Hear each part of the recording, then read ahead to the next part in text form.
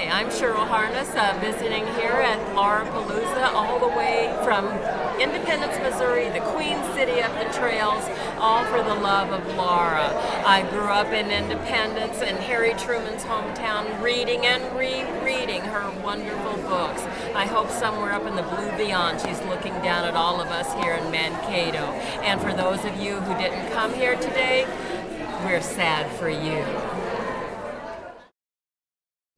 While I love Laura Ingalls Wilder novels, I never read them, I'm sure, until I moved to South Dakota in 1974. I'm not sure I even knew, I must have heard of Laura Ingalls Wilder.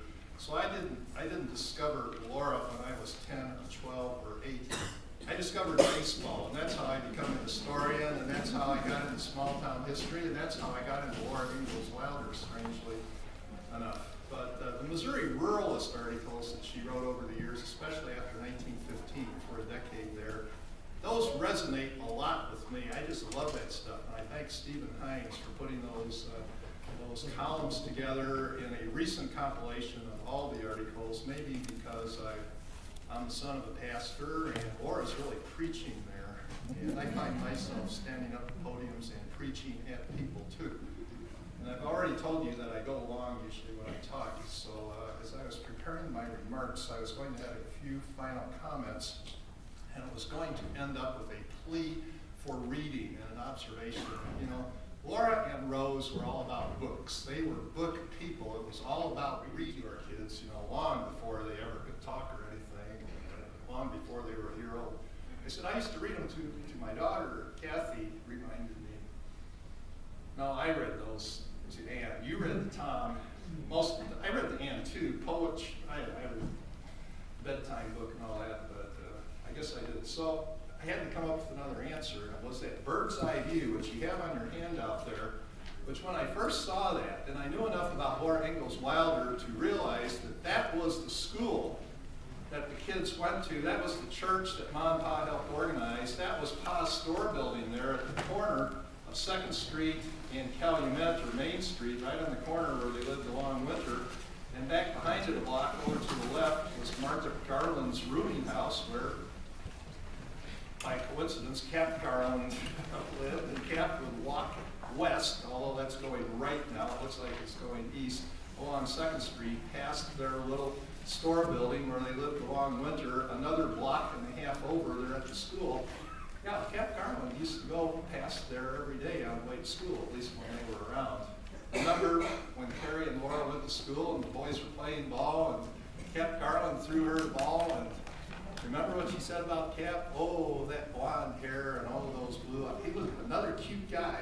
In fact, in my chapter, I just put the chapters there to whet your appetite, so, you know, I mean, just looking at those chapter titles, you all want to have one copy of each of these.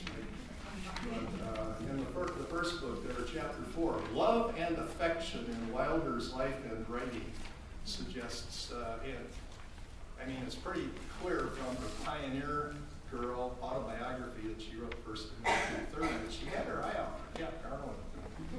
It could have been Laura Ingalls Garland if he just made his move a little quicker.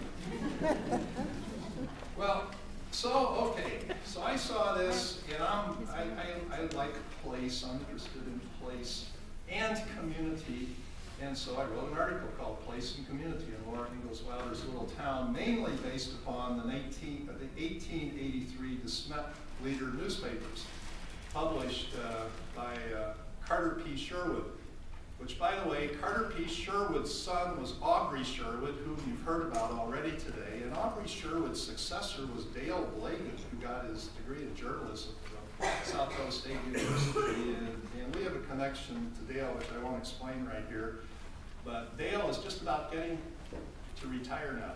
Think about that. 3 editors. It's called the DeSmet News now. There are 2 newspapers.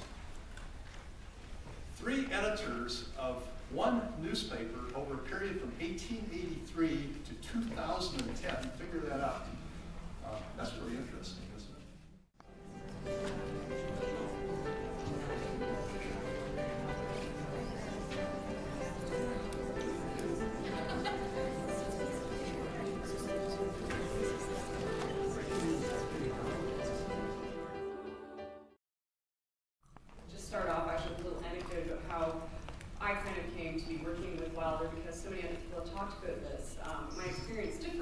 Smith, although I kind of ended up in the same place. I didn't read the books and discover that she was a real person. I mean, I did, but I actually don't remember discovering that she was a real person. Maybe I kind of just took it for granted that she was a real person, and that the Laura Ingalls and Laura Ingalls Wilder books were the same person. For me, actually, what really struck me about the books and made me literally kind of hunger after them as a kid was their descriptions of food. I just love food in these books, even though it's just the plainest fare you can imagine. I had to have my own garden in the backyard because I wanted to make these things. And so as a kid, that's what kept bringing me back to it, along with the poetic language in these books that just made me feel something so deeply. And I think that is now why I am a student of English literature. And that's the approach that I take to these books today. So without further ado, let me just say how delighted I am to be here, surrounded by so many of my fellow Wilderphiles and scholars.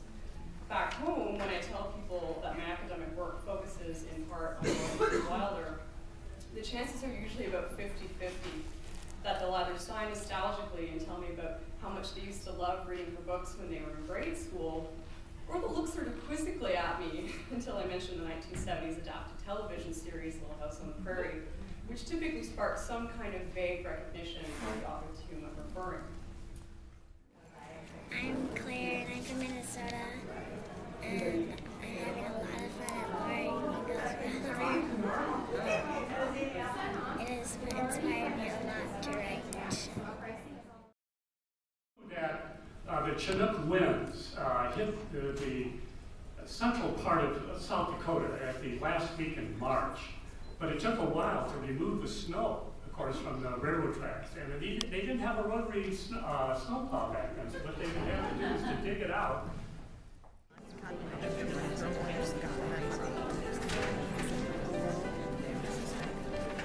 name is Sharon Scheller, and I want to tell you about the Harvey Dunn Plein Air event. It's our second annual event. It takes place in De Smet, South Dakota.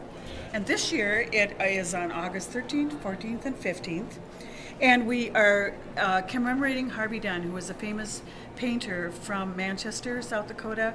And it's our second time, and we're hoping that we have lots of artists this year. Last year it was a great event, and we all had a good time. To register, you can call the Laura Ingalls Wilder Society, 1-800-880-3383 to register. And otherwise, you can come without registering. The artists should be registered if possible. There are several places to stay in De Smet, the Super Deluxe Inn. There's a couple of bed and breakfasts at Prairie Manor, and there's also another bed and breakfast and the Cottage Inn. I hope you all can come and enjoy this event. Harvey was a very special artist, and we just want to remember him in the way we can. Thank you.